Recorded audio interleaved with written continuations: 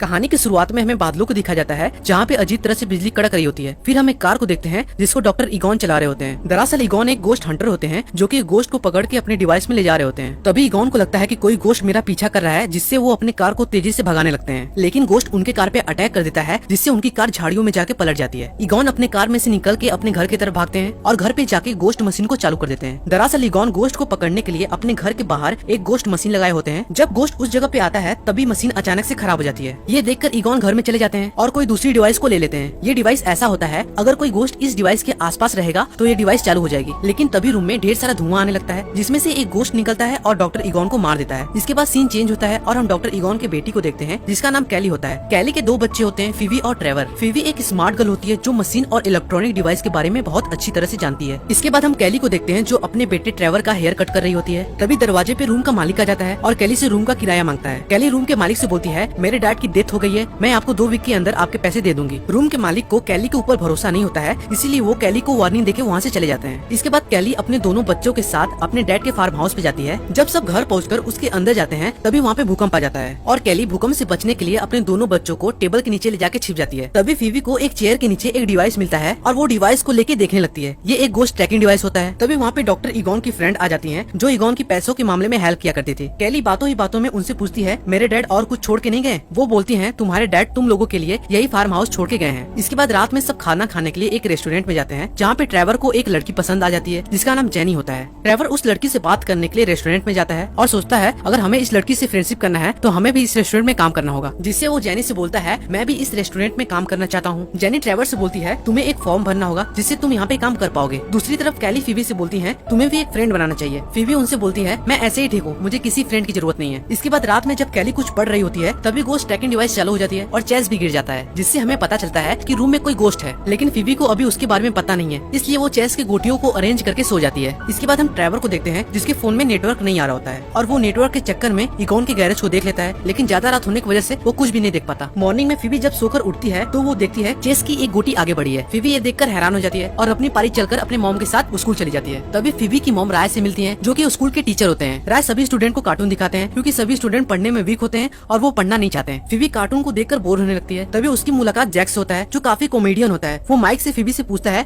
तुम्हें यहाँ कैसा लग रहा है? फीवी उससे बोलती है, मैं कार्टून देखकर बोर हो रही हूँ। तभी वहाँ पे भूकंप आ जाता है और फीवी स्टाफ रूम में चली जाती है जहाँ पर राय वोल्केनिक इंस्ट्रूमेंट पे काम कर रहे होते हैं। फीवी वहाँ पे मैप और माइनिंग के फोटो को देखने लगती है और राय से कुछ पूछती है, जिससे राय समझ जाते हैं कि फीवी उन बाकी स्टूडेंट जैसी नहीं है और उसे राय कुछ पढ़ाने लगते हैं। इसके बाद हम देखते हैं फीवी और जैक में दोस्ती हो जाती है। जैक फीवी को कुछ दिखाने के लिए सेंडोरा माइन पे ले जाता है और दोनों अंदर चले जाते हैं। फीवी को वहाँ पे कुछ मूर्तियाँ दिखती हैं। जैक बताता है ये मूर्तियाँ गोश्त की हैं जो कि अब पत्थर बन गए हैं। इसके बाद फीवी और जैक अपने घर की तरफ जाते हैं। जैक फीवी के नानू के घर को देख के बोलता है, तुम यहाँ रहती हो? यहाँ तो गोश्त रहते हैं। फीवी जैक के बातों को मजाक समझ के अपने घर चली जाती है। जब रात में फीवी सोने के लिए जाती है तो वो देखती है चेस की गोटियाँ अपने यहाँ पे चल रही हैं और वो चेस को देखकर हैरान हो जाती है। तभी गोश्त ट्रैकिंग डिवाइस ऑन हो जाती है और फीवी डिवाइस को लेके गोश्त को ट्रैक करते हुए उस फ्लोर के नीचे जाती है जहाँ पे उसको एक डिवाइस मिलता है जिसमें गोश्त होता है। लेकिन फीवी को पता नहीं रहता है कि ये है क्या। फीवी उसे अगले दिन अपने स्कूल ले जाती है जहाँ पे जैक उसे खोलने की कोशिश करता है, लेकिन वो डिवाइस को खोल नहीं पाता। तभी वहाँ पे राय आ जाते हैं और वो डिवाइस को देख के फीवी से पूछते हैं, तुम्हें ये डिवाइस कहाँ से मिला? फीवी उन सारी बातों को राय से बता देती है। राय फीवी से कहते हैं, ये गोश्त ट्रैप है जिसमें गोश्त को कैद किया जाता है। जब राय ट्रैप को देखते हैं तो उन्हें पता चल जाता है कि इसमें एक गोश्त है। इसके बाद तीनों एक सेफ जगह पे जाते हैं गोश्त ट्रैप को खोलने के लिए। राय ट्रैप को हाई इलेक्ट्रिक पावर देते हैं जिससे वो नहीं खुलता। जब राय उसको अपने हाथों से टच करते हैं तो उसमें से एक भयानक गोश्त निकलता है और तीनों उसको देखकर डर जाते हैं, जो साइज में बहुत बड़ा होता है और सेंडोरा माइन की तरफ भाग जाता है। इसके बाद तीनों फीवी के घर जाते हैं जहाँ पे जैक को एक खोपड़ी वाली सीटी मिलती है। फीवी के नानू उस सीटी से गोश्त को भगाया करते थे। जैक सीटी को बजाने लगता है। तभी कैली आती है और उसको बजाने से रोकती है। कैली फीवी के टीचर को देखकर सरप्राइज हो जाती है। राय फीवी के मॉम से बोलते हैं, हम देखना चाहते हैं कि इस भूतिया घर में है क्या। फीवी की मॉम उसको घर दिखाने के लिए अपने साथ ले जाती है। ये देखकर लग रहा है फीवी की मॉम राय को पसंद करने लगी है। इसके बाद जैक फीवी के नानू की बुक में वही गोश्त देखता है, जिससे दोनों को पता चल जाता है कि हमने जिस गोश्त को आजाद किया है वो एक गोश्त डॉग है। बुक में लिखा होता है, जब 2 गोश्त डॉग मिलेंगे तो गुजर जिंदा होगी और वो सभी गोश्त की रानी होगी। इसके बाद हम देखते हैं जेनी ट्रेवर को अपने साथियों के साथ सेंडोरा माइन पे घुमाने के लिए ले जाती है और दोनों बात करने के लिए वेल पे लगे हुए लिफ्ट में बैठ जाते हैं। तभी उसी वेल में दोनों को कुछ अजीब तरह की चीज दिखती है और दोनों उसे देखकर लिफ्ट से उतर जाते हैं। लेकिन उसी टाइम उस वेल में से एक गोश्त निकलता है और सब उसको देखकर डर जाते हैं। दूसरी तरफ हम फीवी को देखते हैं जो ट्रैकिंग डिवाइस को लेके इगॉन के सीक्रेट रूम को खोज देती है जिसमें उसके नानू गोश्त डिवाइस को बनाया करते थे। फीवी वहाँ पे कुछ डिवाइस को देखती है और उसमें से एक डिवाइस को ठीक करने लगती है और उसे ठीक करके अगले दिन फीवी जैक के साथ उस डिवाइस को चेक करने के लिए जाती है और उसे पता चल जाता है ये डिवाइस बहुत ही ज्यादा पावरफुल है। लेकिन तभी अचानक कंपनी में से किसी के चीखने की आवाज आती है। जब दोनों कंपनी में जाकर देखते हैं तो वो एक गोश्त होता है है जो लोहा खा रहा होता है। जैक गोश्त को भगाने के लिए फिबी के नानू की सीटी को बजा देता है, जिससे गोश्त गुस्सा होकर उन दोनों पे अटैक करने लगता है। इसके बाद फिबी गोश्त को पकड़ने के लिए उसके ऊपर मशीन से अटैक करती है, पर वो गोश्त बच के वहाँ से भाग जाता है। इसके बाद हम ट्रेवर को देखते हैं जो ईगॉन की कार को रिपेयर करके उसको स्टार्ट करता है, पर वो स्टार्ट नहीं होती। तभी अचानक कार में कोई शक्ति आती है जिससे कार स्टार्ट हो जाती है। ट्रेवर ये देखकर हैप्पी हो जाता है और कार को खेतों में ड्राइव करने लगता है। रास्ते में ट्रेवर को फिबी और जैक मिलते हैं। जैक ट्रेवर से लिफ्ट मांगता है। इसके बाद हम कैली और राय को देखते हैं जो एक रेस्टोरेंट में खाना खाने के लिए गए होते हैं। इधर हम फिबी को देखते हैं जो ट्रेवर को बताती है हमारे नानू एक गोश्त हंटर थे जो कि गोश्त को पकड़ा करते थे। बात करते करते तीनों सिटी में पहुंच जाते हैं। फिर उन्हें वही गोश्त दिखता है जो लोहा खा रहा होता है, जिससे फिबी फिर उसको पकड़ने के लिए मशीन से अटैक करने लगती है, पर वो पकड़ नहीं पाती और सभी सिटी में तोड़फोड़ कर देते हैं। फिर फिबी उसके ऊपर मशीन से अटैक करती है और जैक से बोलती है जल्दी इसको गोश्त ट्रैप में कैद कर दो, और जैक गोश्त को ट्रैप में कैद कर देता है। लेकिन अब तीनों के पीछे पुलिस वाले पड़ गए होते हैं और उन तीनों को पकड़ के जेल में बंद कर देते हैं और उनके डिवाइस और मशीन को भी ले लेते हैं। फिबी ऑफिसर से कॉल करने के लिए फोन मांगती है और ऑफिसर एग्री हो जाता है और उसे फोन दे देता है। फिबी अपने मॉम को फोन करके बुला लेती है। फिबी की मॉम आकर तीनों को छुड़ाती है, लेकिन पुलिस वाले उनके डिवाइस को ले लेते हैं और फिबी घर आकर नाराज हो जाती है और अपने मॉम से बोलती है आपने मुझे नानू के बारे में क्यों नहीं बताया। उसकी मॉम बोलती है तुम्हारे नानू एक खराब इंसान थे जो हम लोगों को छोड़ के चले गए। फिबी कैली से बोलती है नानू एक अच्छे इंसान थे, अब मुझे पता चल गया है। दरअसल फिबी जब डिवाइस को रिपेयर कर रही थी तो इसके नानू हेल्प कर रहे थे डिवाइस को रिपेयर करने में, जिससे इसको पता चल जाता है कि नानू एक अच्छे इंसान थे। इसके बाद हम राय को देखते हैं जो कुछ लेने के लिए एक मॉल में जाता है, जहाँ पे उसको कुछ अजीब तरह के टैडी देखते हैं। राय टैडी को देखकर टच करता है, जिससे टैडी गुस्सा होकर उसको काट लेता है और वहाँ पे ढेर सारे टैडी निकलने लगते हैं। राय उन सभी को देखकर दूसरी तरफ जाता है, जहाँ पे वो एक भयानक डॉग को देखता है। दरअसल ये डॉग एक गोश्त डॉग है जो कुछ खाने के लिए मॉल में आ गया होता है। गोश्त डॉग राय को देख लेता है, जिससे राय उसको देखकर डर जाता है और मॉल से बाहर निकल के अपने कार में चला जाता है, लेकिन गोश्त डॉग राय के ऊपर अटैक कर देता है। इसके बाद हम फिबी, जैक और ट्रेवर उसके फ्रेंड जेनी को देखते हैं जो प्लान करते हैं कि हमें सेंडोरा माइन पे जाकर देखना चाहिए कि वहाँ पर है क्या। जब तीनों उस मायने में जाते हैं तब देखते हैं एक बड़ी सी मूर्ति है जो सभी गोश्त की रानी है। तभी जैक एक मरे हुए इंसान को देखकर डर जाता है, जिससे सभी उस मरे हुए इंसान को देखने लगते हैं। इसके बाद फिबी एक कुएं में देखती है जिसमें से ढेर सारे गोश्त निकलने की कोशिश कर रहे होते हैं, लेकिन गोश्त मशीन